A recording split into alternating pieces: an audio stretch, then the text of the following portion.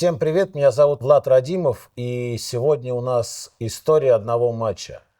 В прошлом году мы приглашали сюда обладателей Кубка УЕФА, Лиги Чемпионов, но начиная с этого сезона мы решили повысить планку и пригласили легенду мирового футбола, обладателя Кубка Чемпионов и чемпиона мира Андрея Пирло. Андрей, чао. Привет. Спасибо за Сегодня мы приглашение. вместе с Андреем вспомним финал чемпионата мира 2006 года между Францией и Италией. И сразу, наверное, у меня первый же вопрос. Андрей, у тебя много титулов в карьере, но можно ли назвать, скорее всего, ты так и назовешь, титул чемпиона мира самым главным? Yes, of course. Да, конечно. Я думаю, что для каждого футболиста Кубок чемпионата мира — это главный трофей.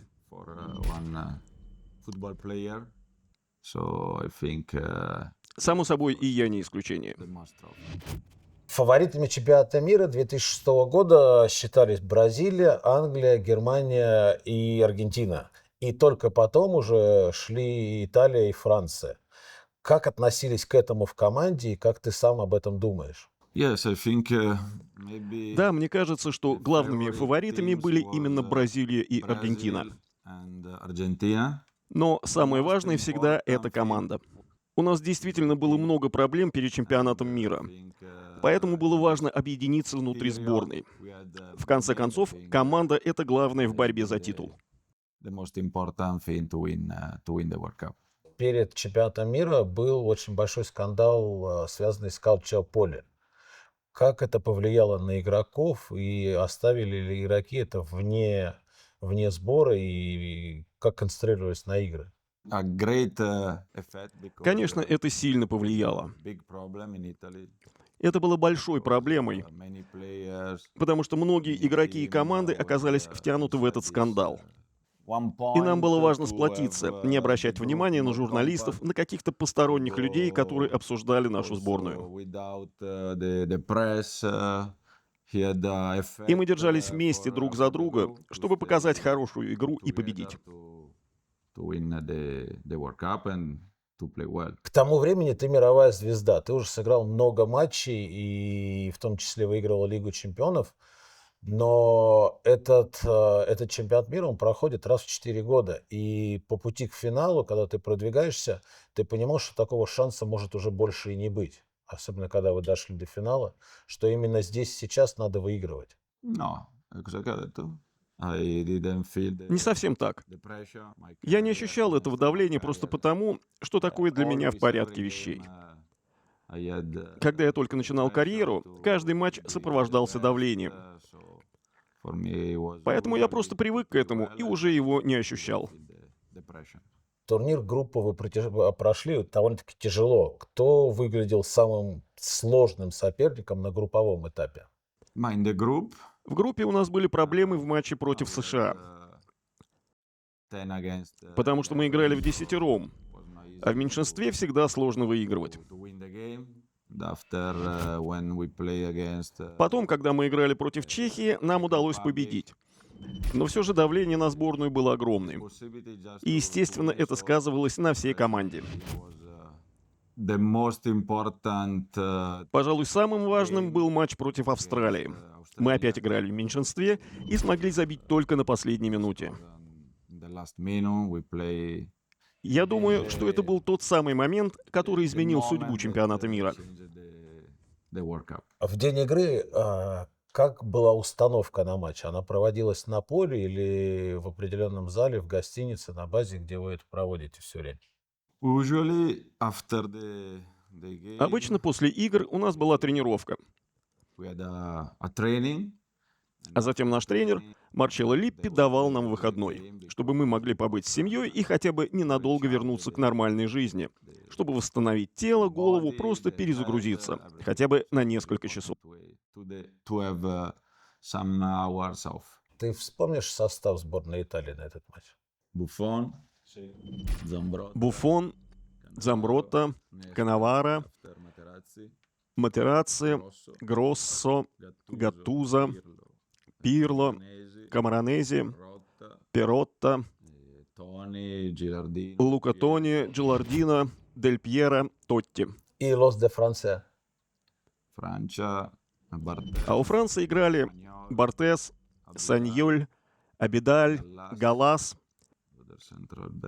В центре играл Тюрам, Виера, Макелеле, Рибери, Малуда, Анри и Зидан. Что чувствует человек, когда едет из отеля на стадион, понимаешь, что это главный матч, который будет смотреть весь мир? Да, ты прав. Дорога до стадиона важна, потому что ты постоянно о чем-то думаешь. В голове у тебя всегда очень много мыслей. И ты вспоминаешь всю свою карьеру, все, что ты делал, когда был моложе, чтобы оказаться сейчас на этом месте. И мне всегда нравился путь до стадиона, когда видишь болельщиков, которые поддерживают тебя, чувствуешь эту атмосферу. Но самый важный момент, когда ты уже выходишь на поле и видишь перед собой Кубок Чемпионата мира. Это момент, о котором я мечтал всю жизнь. А теперь я здесь и должен сделать все, чтобы победить. Да, самый важный момент для меня — это выход на поле. А с кем-то из французов вы здоровались перед игрой, когда приходишь смотреть поле до матча? Мы вышли на поле, чтобы оценить газон, оценить стадион, но мы не видели игроков сборной Франции. Подписывайтесь на наш телеграм-канал, чтобы быть в курсе новых свежих новостей. Пишите комментарии, ставьте лайки. Во время трансляции казалось, что итальянских болельщиков больше, чем французов. Это ощущалось на поле? Нет. Казалось, что болельщиков поровну. Половина итальянцы, половина французы. Но когда ты на поле, ты не обращаешь на это внимания. Ты максимально собран и просто концентрируешься на игре. Самое знаменитое — это исполнение итальянского гимна футболистами Италии. Кто громче всех пел гимн Италии, когда они находились на поле перед матчем? Гаттузо всегда был громче всех. Дальше пойдем по матчу. Уже на первой минуте матча Канаваро так жестко встретил Анри, что француз долго не мог прийти в себя. Не мелькнула мысль, что в принципе было бы неплохо, что один из сильнейших нападающих турнира может быть сейчас заменен. Это нормально для финала. Все игроки чувствовали давление, нервничали, поэтому иногда просто действовали более агрессивно.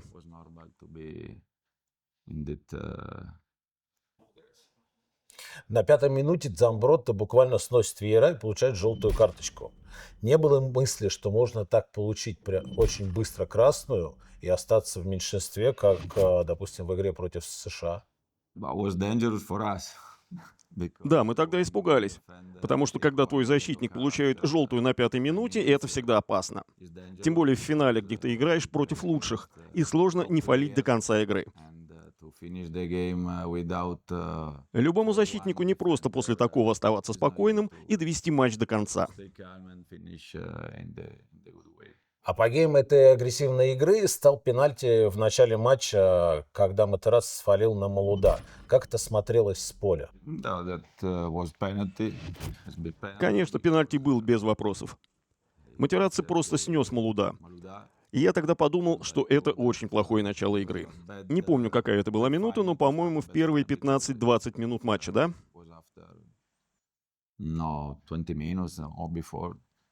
Начинать финал с пенальти точно не входило в наши планы.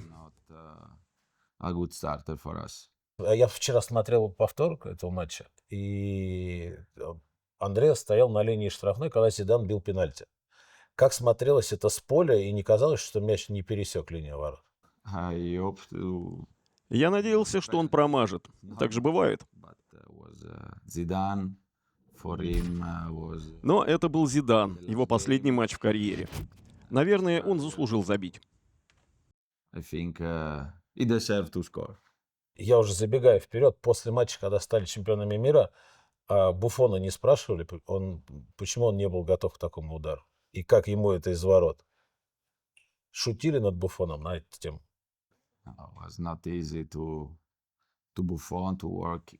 Да нет, даже для Буффона было непросто отбить такой пенальти. Я забегаю вперед, на Евро несколько лет вперед, ты также пробил пенальти после матча, по-моему, испанцам. Англии. Это психологически бьет по вратарю? И насколько надо быть уверенным в себе, чтобы пойти вот так проводить пенальти? Yeah, it's psychology. Да, это психология. Think, you Ты have должен верить в to себя и в то, что ты believe in делаешь. yourself.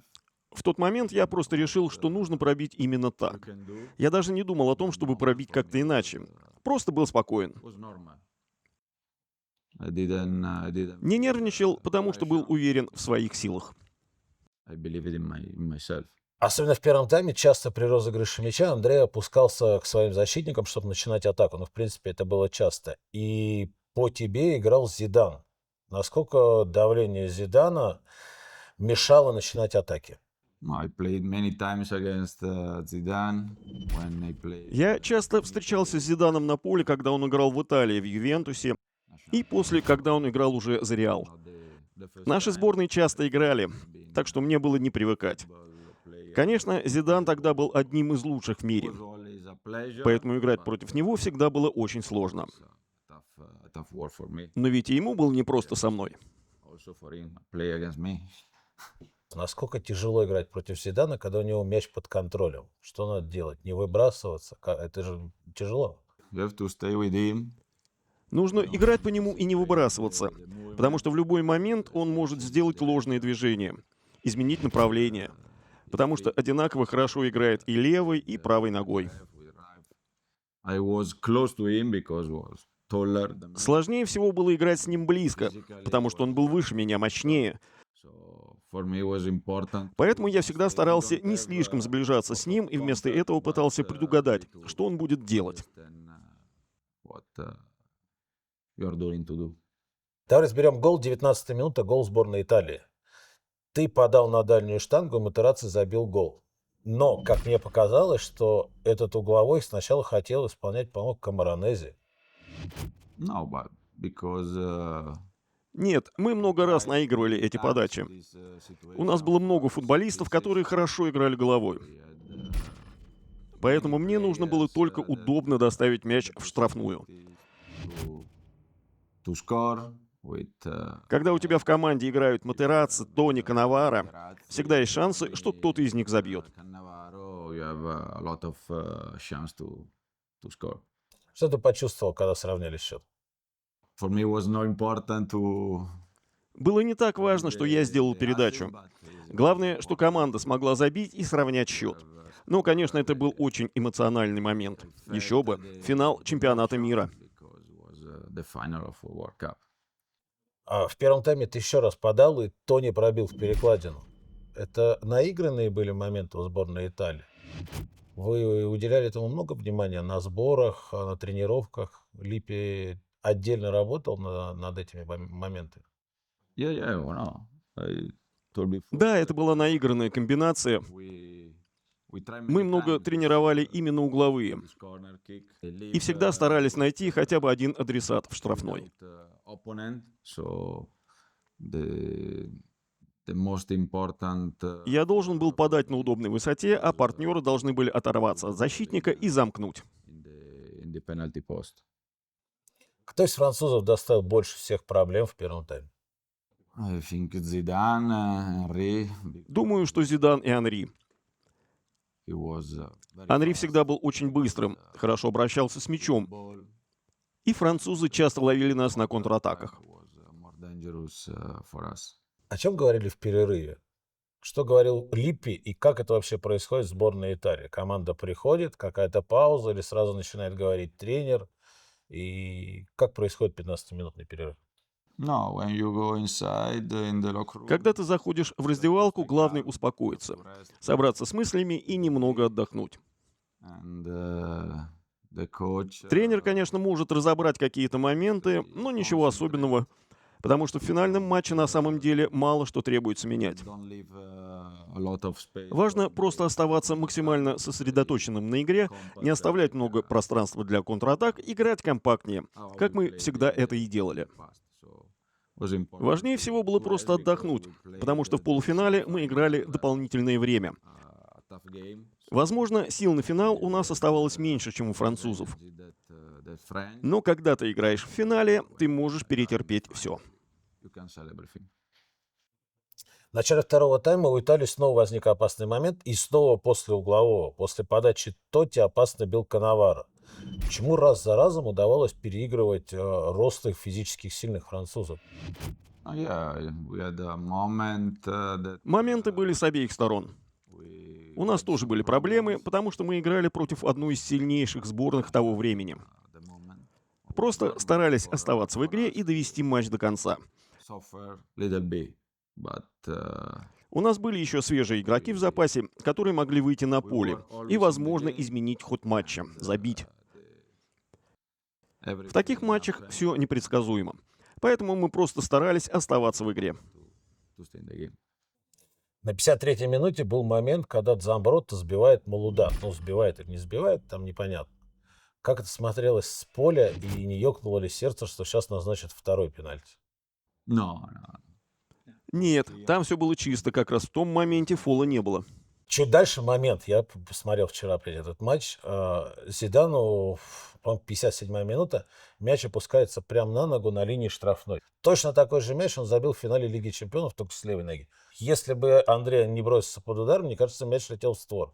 No, I don't remember. А вот этого не помню, Я тебе честно. после игры покажу. Французы активно атаковали во втором тайме и создали несколько опасных моментов. И в этот момент сборной Италии пришлось сесть глубже. Это умение терпеть, оно помогало сборной Италии на протяжении всего турнира? Yeah, they put pressure and Да, они давили. И в какой-то момент мы начали прижиматься к штрафной. to our box. Но было ощущение, что мы можем сыграть на контратаке, Feel, uh, потому что мы выпустили свежих игроков. Винченцо Яквинта, Дель Пьеро. Но в целом нам было привычно играть компактно, защищаться всей командой и ждать своего шанса в контратаках. to play the counter-attack against French. Отмененный гол Лука Тони. Помнишь его? Да, там был офсайд. Ребят, ты успел порадоваться? Yeah. Насколько сильно разочарована, когда увидел флажок арбитра? Yeah, normal to Естественно, мы были разочарованы, потому что этот гол изменил бы результат. Мы все хотели бы этого, но, увы. 77-я минута, штрафной в пользу сборной Италии. Андреа бьет, мяч пролетает рядом со штангой. Ты заранее решил, что бить будешь? Далековато было до ворот. Yeah, a little bit far, but Да, далековато. Но я подумал, что это хороший шанс, чтобы забить и вписать свое имя в историю. Так что я ударил, но мяч пошел чуть в сторону. Если ты смотрел на видео, взял бы Бартес этот мяч, если бы он летел в ворота или нет? Maybe it was a little bit far. It's not. Может быть, удар получился не таким хлестким, как я обычно бил. The ball was in the Но, goal. возможно, если бы мяч полетел в створ, Бартезу было бы сложно его поймать. Difficult for him to catch. В дополнительное время были хорошие моменты у Рибери и Зидана. Нашли бы силы у итальянцев еще раз сравнять, если бы они забили один из мячей? Yeah, they had opportunities. They had. У них действительно были хорошие моменты. Был момент, когда кто-то из них остался 1 на 1 с Канаваро. Нет, с Замбротто. Да, у Франции были игроки, которые могли обыграть 1 в 1. И если бы мы не страховали друг друга, все могло закончиться для нас плачевно. Мы всегда старались создавать численные преимущества в единоборствах с такими игроками. Конфликт Зидана и Матерацци. Ты видел его на поле? No, I didn't see nothing. Нет, я вообще этот момент не видел. Смотрел вперед, а они были у меня за спиной. So I didn't see nothing behind me. Хорошо, я по-другому спрошу. А разговоры между Матерацци и Зиданом на протяжении всего матча, они были, существовали вообще? No, nothing. Я такого не помню. Didn't ask, to Я и не спрашивал ничего у Марка. nothing. I think maybe Потому что, когда я увидел его на газоне, то подумал, что, может быть, был какой-то фол. Ну, знаешь, обычный фол. this kind of foul. Когда ты увидел Матерацци лежащим на поле, что ты подумал? No, nothing. Да ни о чем, если честно. Мне было важно взять кубок, а не разбираться, что произошло в том моменте. That moment. Кто-то из партнеров сказал, что произошло в этом моменте?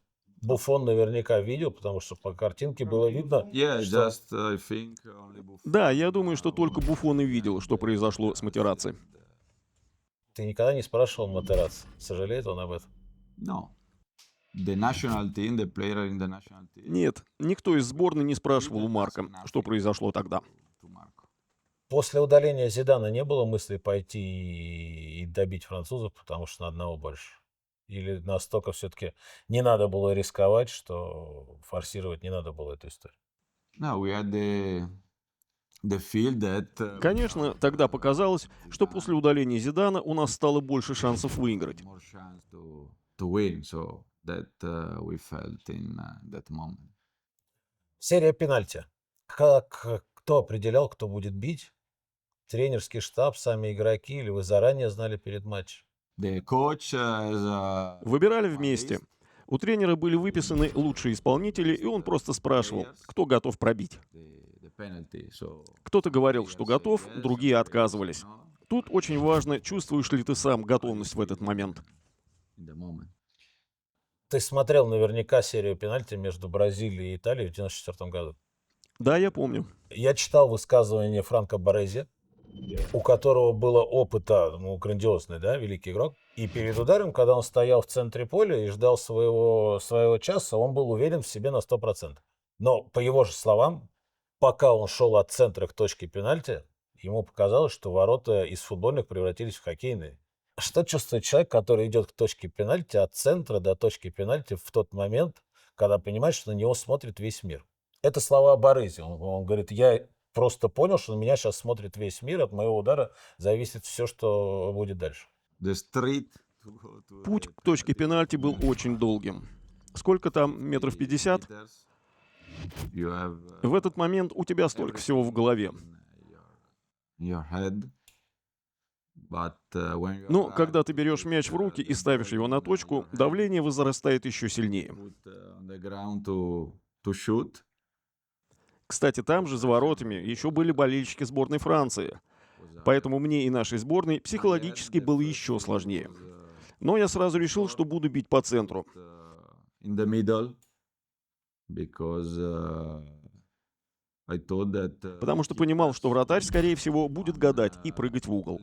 И когда я забил, я сразу почувствовал такое облегчение. Потому что, конечно, было сложно бить первым. Was difficult to shoot the first penalty. Почему ты был уверен, что Бартес прыгнет вправо или влево? Ты изучал заранее, видел, как Бартес ловит пенальти? Yeah, we study. Мы изучали, как Бартес ведет себя при пробитии пенальти. Psychology. Но первый удар в серии, он всегда непредсказуемый. I thought that. И я подумал, что будет лучше пробить по центру, потому что Бартес наверняка считал, что я пробью в правый угол. Я решил, что по центру надежнее. To shoot center. Если можно об этом спрашивать, кому ты посвятил этот гол, потому что на картинке видно, что ты поблагодарил. Yeah, for God, for my family, for. Это был самый важный гол в моей карьере, поэтому я посвятил его всем своим близким, своим родителям. Goal in my career. А в картинке очень бросается в глаза, когда ты стоишь, оперевшись на плечо Канаваро, пока шла вся серия пенальти. Канаваро не тяжело было? Какие ощущения были, когда тот же путь, что проделал ты до точки пенальти, пошел бить Гросса, понимая, что этот удар может быть решающим? Yeah, I say to Cannavaro. Я тогда сказал Канаваро, что если Гросса забьет, мы чемпионы. And В тот момент я забыл обо всем, потому что просто нужно было осознать то, что происходит. was the И когда Гросса забил, последнее, о чем я успел подумать, моя мечта сбылась. realized that my dream was true. Тебя признали игроком матча. Согласен ты или кого-то другого можно еще было выделить? Ответ, что все были хорошо, я не принимаю.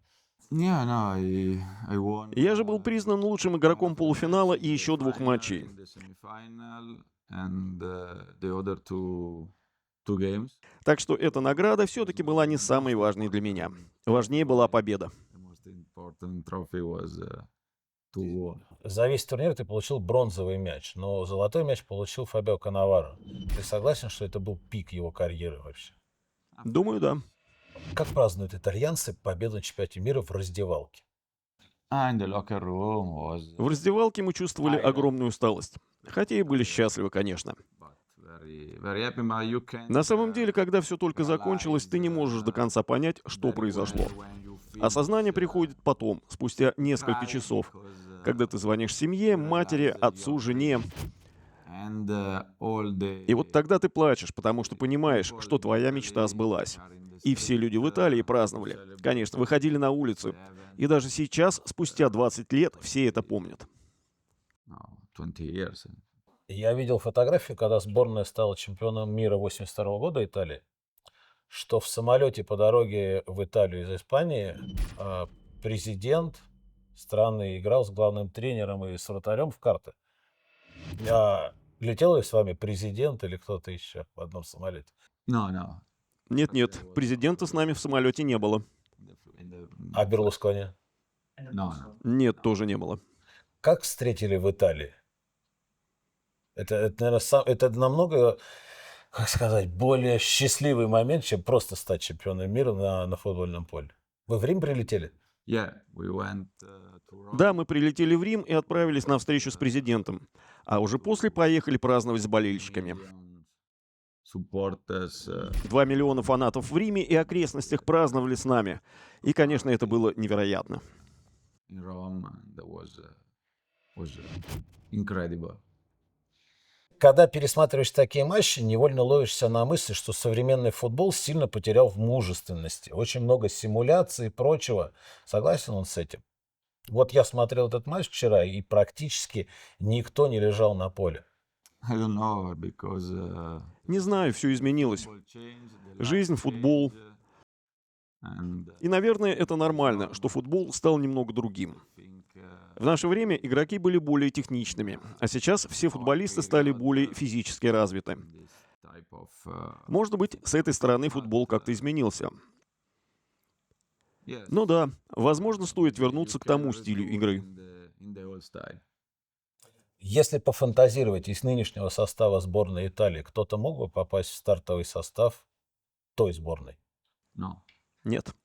Есть культовая фраза, что я поиграл в PlayStation, а вечером выиграл чемпионат мира. За кого ты играл? Barcelona. За Барселону против Барселоны, с Иньестой и остальными. Ну, на этом все. У меня лично еще два вопроса. Сделай, как итальянцы делают, вот так. И какую фразу они при этом говорят самую главную? Что тебе нужно? И la ultima, Andrea, puedes decir a la cámara que yo puedo cortar el espagueti, que es normal. No. You can cut. Нет, ты не можешь резать спагетти в Италии. Это ненормально. Не смейте резать спагетти. Ну, на этом все. С нами был Андреа Пирло и история одного матча. Подписывайтесь на наш канал, ставьте лайки. Если вам это понравилось, пишите в комментариях. Спасибо, Андреа. Thank you very much. Ciao. Thank you. Распиши, пожалуйста, для наших подписчиков, мы их разыграем. Welcome.